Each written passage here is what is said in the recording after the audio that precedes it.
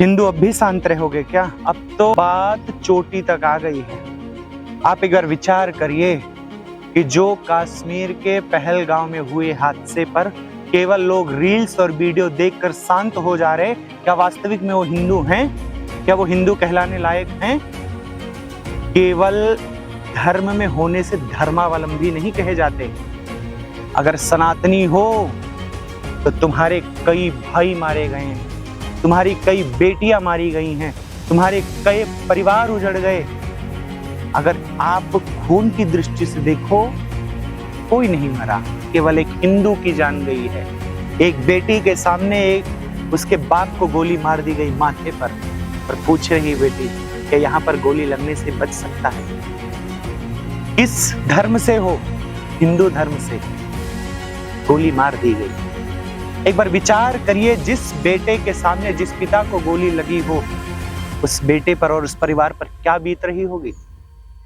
जिस माँ के सामने जिस बेटे को गोली लग गई हो, माँ के अंदर क्या ग्लानि हो रही हो, कितना कष्ट हो रहा होगा।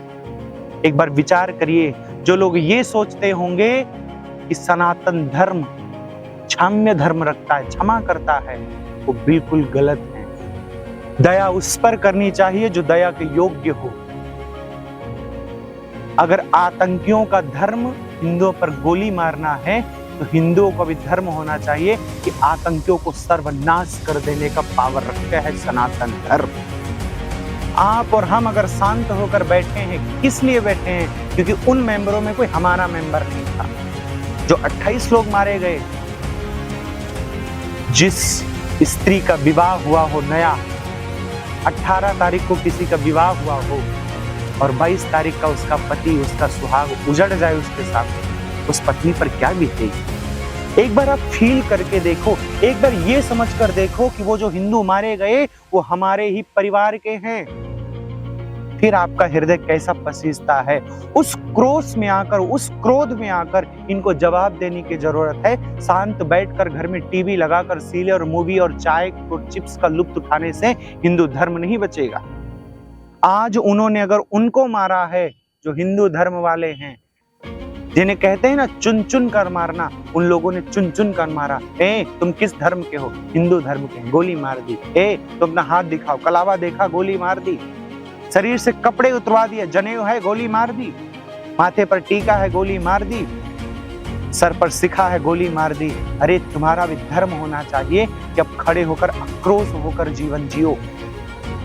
कायर मत बनो, जाग जाओ। बहुत हो गया, बांग्लादेश में हो गया, बंगाल में हो गया, कश्मीर के पंडितों पर अत्याचार हो गया। अब तो कश्मीर में कितने युवा मर गए। कैसे बचेगा सनातन धर्म? आज अगर वो मरे हैं, कल ध्यान रखिएगा, अगर ऐसे ही शांति से बैठे रहे, रील्स वीडियो देखकर शांत चिप्स का लुत्फ उठाते रहे, चाय पीते रहे, ध्यान रखना एक दिन आने वाले समय में आपके भी मेंबर सामने होंगे, हमारे भी मेंबर सामने होंगे और गोली मार दी जाएगी। बैठे रहोगे, जैसे अभी चाय पी रहे हो, चिप्स पी रहे हो, रील्स देख रहे हो, क्या उस समय भी देखोगे? जरूरत है जगने की। हमारे हिंदू धर्म में कहा जाता है, गाया जाता है, अभी तो जगाया तुझे फिर सो गया। उठ रे हिंदू, उठने का वक्त हो गया। उठ जाओ। कितना सोओगे? कितने इनके अत्याचारों को सुनोगे? बांग्लादेश में आतंक हुआ, घरों से स्त्रियां निकाल दी गई, नंगी करके बीच चौराहे पर लटका दी गई। क्या हमारे और आपके घर में कोई ऐसा किया जाता किसी मेंबर के साथ? क्या हम और आप शांत बैठे रहते? अरे एक बार ध्यान रखो, हमारा उनका नाता खून का नहीं है, पर धर्म का जरूर। वो हिंदू है और हिंदू हिंदू भाई भाई का दर्जा दिया जाता है। यहाँ अब इस श्लोक की बोलने की जरूरत नहीं है। सर्वे भवन्तु सुखिनः, सर्वे सन्तु निरामया, सर्वे भद्राणि पश्यन्तु मा फलेषु कदाचित्। ये श्लोक बोलने की जरूरत नहीं है। अब सब में ईश्वर नहीं देखना, इन दैत्यों के अंदर से दैत्य को मारना पड़ेगा।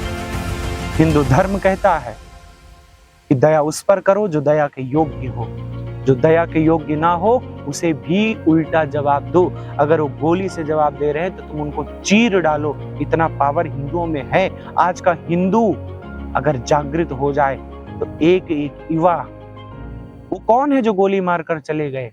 वो भी तो युवा ही हैं। आतंकी जो हैं जिन्होंने गोलियां मारी वो भी तो किसी के लाल ही होंगे।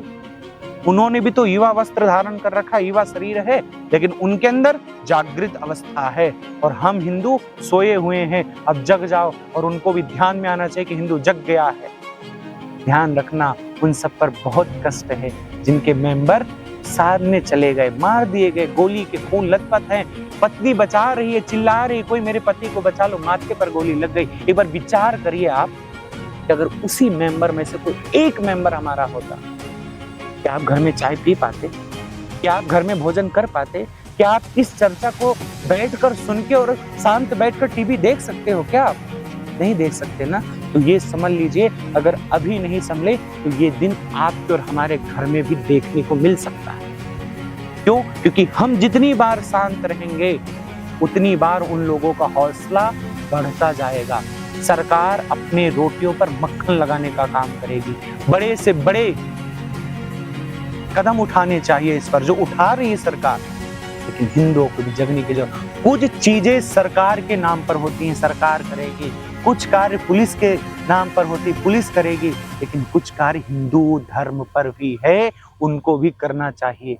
अपना कर्तव्य निभाना चाहिए, अपनी आवाज बुलंद करनी चाहिए, सब तक इस आवाज को भेजना चाहिए, पहुंचाना चाहिए कि हिंदू जग जाओ।